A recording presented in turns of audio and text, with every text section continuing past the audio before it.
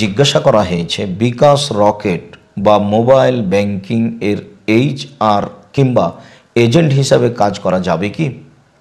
রুকনুজ্জামান, শিবগঞ্জ, বগুড়া। সম্মানিত দর্শক মণ্ডলী, এই জিজ্ঞাসাটি সমাজে অতীব গুরুত্বপূর্ণ জিজ্ঞাসা। আর আপনারা সবাই অবগত আছেন যে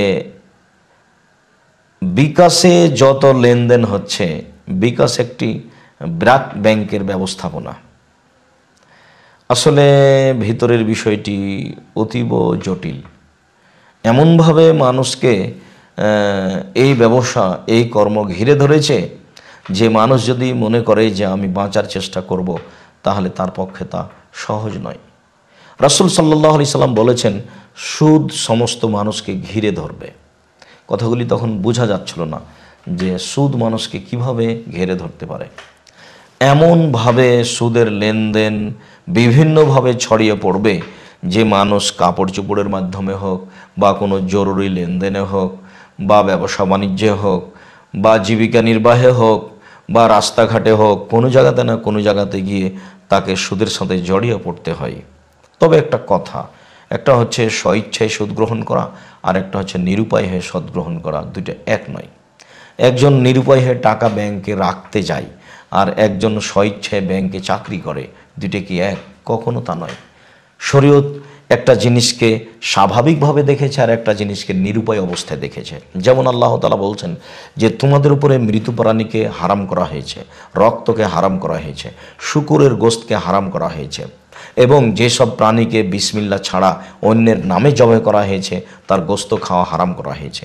এই কথা বলতে বলতেই আল্লাহ তাআলা আবার উল্টিয়ে ধরলেন, ফামান ইস্তুররা গায়রা বাগিন ওয়ালা আদ। তবে যদি কাউকে এই খাদ্যের ব্যাপারে যথাযথ মুখামুখি করা হয়, যখন এই খাদ্য ছাড়া তার বাঁচার কোনো পথ নেই, তখন শরীয়ত মানব না এই হিসাব না করে এবং পেট পূর্ণ করে খাবো এই হিসাব না করে মানুষ নিজেকে বাঁচানোর জন্য অল্প হারাম খাদ্য খেতে পারে। যার কারণে আমরা বলি যে রক্ত তো হারাম, কিন্তু ডাক্তার যদি বলে যে এর গায়ে রক্ত না দিলে এ মারা যেতে পারে, তখন রক্ত দিয়ে চিকিৎসা জায়েজ। মর্মে আমরা আপনাদেরকে বলবো যে বিষয়টি বিবেচনা করে দেখতে হবে যে এর সাথে সুদ কতটুকু জড়িত রয়েছে। আসলে কি এ সুদের ওপরেই চলছে? আসলেই কি বিদেশি সংস্থা বিদেশের মানুষকে এভাবে সুদের মধ্যে ঢুকিয়ে দিয়ে বিভিন্নভাবে পয়সা লুটে নিয়ে যাচ্ছে? সব দিক বিবেচনা করে যে দেখা যায় যে হ্যাঁ, এটা করলেও আমরা হক পথে থাকতে পারবো, সুদমুক্ত থাকতে পারবো, তখন এটাতে আগ্রহ সহকারে অংশগ্রহণ করা যায়। আর যদি দেখা যায় যে না, সুদ থেকে বাঁচার পথ নেই, না এইটাতে বিদেশিদেরকে, অমুসলিমদেরকে সহযোগিতা করা যায়, তখন আপনাকে নিরুপায় হয়ে ব্যবহার করতে হবে। স্বইচ্ছায় এটাকে গ্রহণ করা যাবে না। মর্মে আমরা সকল ভাইদেরকে বলবো যে জীবিকা নির্বাহের ব্যাপারে বিষয়টি স্পষ্ট করে দেখুন। যদি এর মাধ্যম সুদের হয়, যদি এর মাধ্যম প্রতারণা হয়, যদি এর মাধ্যম অস্পষ্ট হয়, তাহলে এখানে জীবিকা নির্বাহের জন্য কোনো কাজ করা যাবে না। আর যদি দেখা যায় যে না, স্পষ্ট হারাম নেই, সুদ নেই, প্রতারণা নেই, তখন আপনি এতে অংশগ্রহণ করে রুজি উপার্জন করতে পারবেন। মর্মে সকল দিনই ভাই বোনকে আমরা বিষয়টি খুব জোরালোভাবে স্পষ্ট হওয়ার জন্য অনুরোধ জানাচ্ছি। আমাদের অবগতিতে যা রয়েছে তা ভালো নয়। আমরা আপনাদেরকে অনুরোধ জানাবো যে এইটা আমরা নিরুপায় হয়ে গ্রহণ করব আর স্বাভাবিকভাবে অন্য পন্থা অবলম্বন করে রুজি উপার্জন করব।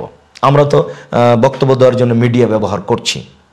তো এখন তাহলে যারা ডিশের চাকরি করে, যারা ডিশ লাইন ঠিক করে, সেটা কি স্বইচ্ছায় সবাই করবেন আপনারা? ওর তো খারাপ মাধ্যম বেশি। যাতে ভালো কিছু রয়েছে তাকে মানুষ খারাপ হিসেবে ব্যবহার করছে বেশি। এমতো অবস্থায় আমাদেরকে রুজির তাগিদে বেঁচে থাকার চেষ্টা করতে হবে, যাতে করে হারাম রুজি না আসে। সম্ভবপর চেষ্টা আমরা করি তো? আমরা কিছুই চেষ্টা করলাম না, স্বাভাবিকভাবে ওই সব মাধ্যম গ্রহণ করলাম, যাতে প্রতারণা রয়েছে, যাতে অস্পষ্টতা রয়েছে, যাতে সুদ রয়েছে, তখন আমরা রেহাই পাবো, এ কথা ঠিক নয়। মর্মে সকল দিনই ভাই বোনকে আমরা এইসব বিষয় থেকে দূরে থেকে বৈধ রুজি উপার্জন করার জন্য অনুরোধ জানাচ্ছি। আল্লাহ আমাদের তৌফিক দান করুক। আল্লাহুম্মা আমিন। আল্লাহু আ'লাম বিস-সাওয়াব। সাল্লাল্লাহু আলা নবী ওয়া সাল্লাম। আসসালাম।